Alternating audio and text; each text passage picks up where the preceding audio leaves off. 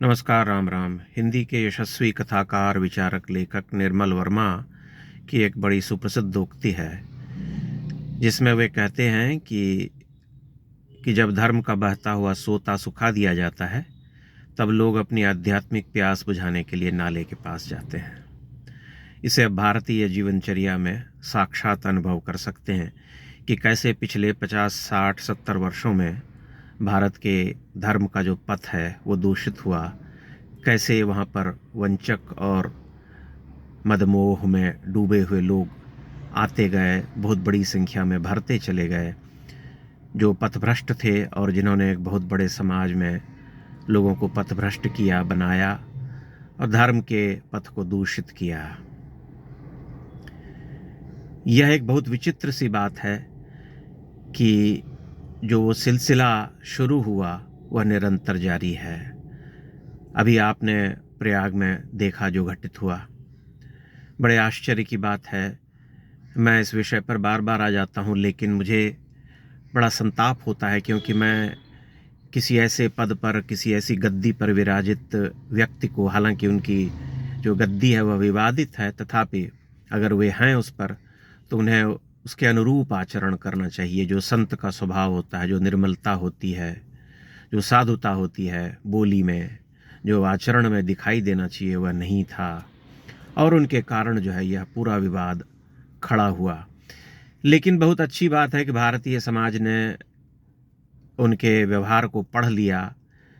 मैंने यह देखा है कि बहुत बड़ी संख्या में लोग जो है उनका विरोध कर रहे हैं, और सबसे अच्छी बात यह है कि ब्राह्मण जाति के लोग, चूँकि एक सहज जो है जातिगत प्रेम होता है, सब में होता है, तो ब्राह्मण जाति के लोग बहुत बड़ी संख्या में उनका उपहास कर रहे हैं। मैंने सोशल मीडिया पर इसे बहुत निकट से देखा। जब भी मैंने कुछ लिखा है तब बहुत बड़ी संख्या में लोग मेरे समर्थन में आए हैं और हंस रहे हैं। एक तरह से क्रोधित तो हैं ही और उपहास कर रहे हैं कि ये किस तरह के संत हैं, किस तरह के आचार्य हैं जो कि ऐसा हट कर रहे हैं और अपने आचरण से उस महान परंपरा को जो है मलिन कर रहे हैं। आपको ध्यान होगा, तुलसीदास ने कहा है कि काम कोह मदमान न मोहा, लोभन क्षोभन राग न द्रोहा, जिनके कपट दंभ नहीं माया, तिनके हृदय बसहु रघुराया। मैं कोई प्रवचन करता नहीं हूँ, मुझे याद आ गया क्योंकि साहित्य पढ़ता रहता हूँ, लेकिन इन पंक्तियों से आप सहज ही अनुभव कर सकते हैं कि जिसके मन में काम कोह मदमान मोह नहीं है, कपट नहीं है, दंभ नहीं है, राग नहीं है, द्रोह नहीं है, केवल उनके ही मन में जो है राम बसते हैं। और यह कहना आवश्यक नहीं कि साधु संतों की परंपरा में ऐसे लोग अनेकानेक लोग रहे हैं जिन्होंने अपने महान व्यक्तित्व से, अपनी महान आत्मा से भारतीय समाज को प्रभावित किया है, उनको एक रास्ता दिखाया है। और आज भी बहुत बड़ी संख्या में ऐसे साधु संत हैं जिनका निर्मल व्यक्तित्व जो है हमें प्रेरणा देता है।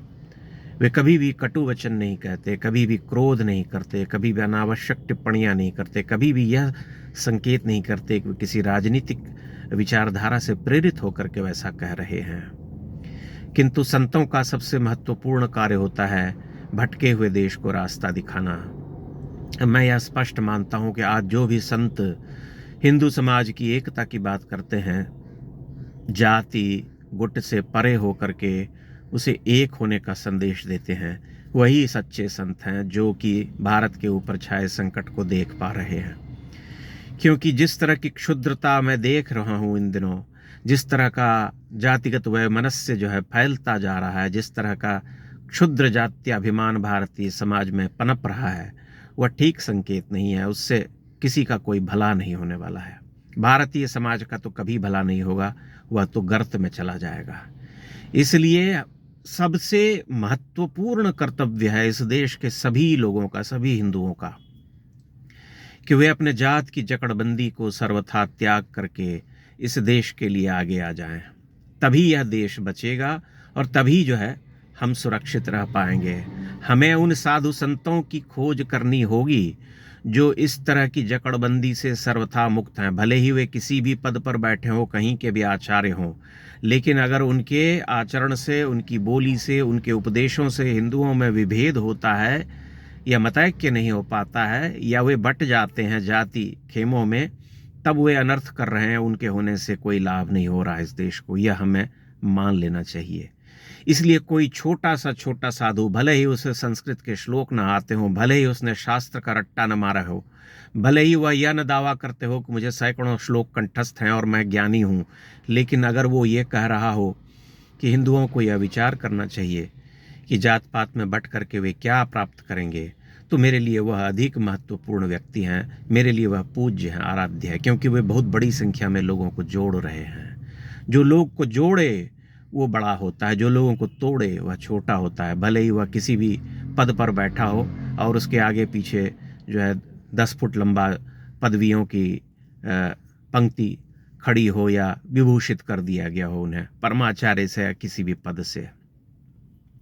इसलिए भारतीय समाज को बहुत सचेत होकर के देखने की आवश्यकता है और साहित्य से भी बहुत कुछ ग्रहण करने की आवश्यकता है। जैसे मैंने निर्मल वर्मा की पंक्ति आपके सामने रखी और उनके निबंधों को हम पढ़ते हुए ये पाते हैं कि वे कितनी प्रांजल दृष्टि से भारतीय जीवन धारा को देखते हैं। पूर्व और पश्चिम की तुलना करते हुए उनमें कहीं कोई भ्रम नहीं है, वे सर्वथा निर्भ्रांत होकर के दोनों सभ्यताओं की पड़ताल करते हैं और भारत की जो जीवन धारा का जो उज्ज्वल पक्ष रहा है उसे रेखांकित करते हैं। लेकिन स्वतंत्रता प्राप्ति के बाद जब धर्मनिरपेक्षता की आंधी आई तो उसने वही किया जो निर्मल जी ने कहा कि धर्म के बहते हुए सोते को सुखा दिया। जब धर्म का बहता हुआ सोता सूख गया तो नाला बहने लगा, जब नाला बहने लगा तो लोग उसी में अपनी आध्यात्मिक प्यास बुझाने के लिए जाने लगे। इस सत्य से कोई मना नहीं कर सकता। इसीलिए बाबाओं की एक ऐसी फौज पनपने लगी इस देश में जिन्होंने धतकर्म किए, जो अपराधी थे, जो एक समय के बाद पकड़े गए, जेल गए और उन्होंने भारत की उज्जवल और धवल जो साधु संतों की परंपरा रही है उसे मलिन कर दिया, दूषित कर दिया, लोगों की नज़र में गिर गए। लोग अपनी ही संस्कृति के बारे में सोचने को विवश हो गए कि क्या हमने यही सीखा है अपने समाज से, यही हमने प्राप्त किया है अपने पूर्वजों से। लेकिन ऐसा है नहीं। आज भी इस देश में लाखों लाख ऐसे साधु सन्यासी हैं जो साधुता से भरे हुए हैं। आप बहुत साधारण रूप से ऐसे लोगों को पा सकते हैं। कुंभ का ही उदाहरण ले लीजिए या इसी माघ मेले के उदाहरण को आप देख सकते हैं, जहाँ पर कितनी बड़ी संख्या में लाखों लाख श्रद्धालु स्नान करने आ रहे हैं और वहाँ जो साधु संत आ रहे हैं उन्होंने भी मुक्त कंठ से जो है इस घटना की निंदा की है। उन्होंने सर्वथा जो है इसका विरोध किया कि ऐसा नहीं होना चाहिए था। साधुता जो है उसको बनाए रखते तो उनकी महत्ता बड़ी हो जाती है। यही महत्वपूर्ण बात है। इसलिए हमें एक देश के नागरिक के रूप में, हमें एक हिंदू जन के रूप में विचार करना चाहिए, न कि जातियों में विभक्त होकर के। जिस दिन हम जातियों में विभक्त होकर के रह गए उस दिन हमारे पास कुछ शेष नहीं रहेगा। क्योंकि मैं देख रहा हूँ कि बहुत मारकाट मची हुई है, बहुत साधारण बातों पर लोग जातिगत अहंकार से भर जाते हैं और अहित करने पर उतारू हो जाते हैं। इसलिए हमें इस पर बहुत ही चिंतनशील मन से विचारना चाहिए कि हमें क्या करना है, हमें कैसे इस देश को इस तरह के संकट से मुक्त करना है। मैं समझता हूं कि आप मेरी बात से सहमत होंगे और अपनी राय अवश्य देंगे, क्योंकि हमें निरंतर ऐसे साधु संतों की खोज करनी है और उनसे ही शिष्यत्व ग्रहण करना है जो हमें कुछ अच्छा और सुघड़ जीवन का पथ जो है बता सकें, दिखा सकें, न कि उलझा करके हमें जो है किसी ऐसे चक्रव्यूह में फंसा दें जहां से कि हमारा निकलना संभव न हो। बहुत बहुत धन्यवाद।